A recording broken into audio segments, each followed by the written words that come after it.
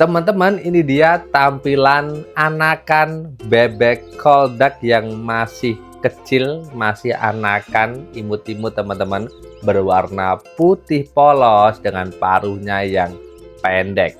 Bebek koldak ini merupakan jenis bebek asal Belanda. Dewasanya akan semakin gemoy badannya. Teman-teman bisa lihat di video ini. Sangat lucu dan menggemaskan. Biasanya bebek koldak ini sering banyak dicari oleh penghobi unggas bahkan konten kreator dan artis untuk pelihara bebek koldak ini karena bebek koldak mudah sekali jinak teman-teman, dan tentunya lucu dan menggemaskan. Gimana? Kalian pengen budidaya bebek koldak asal Belanda?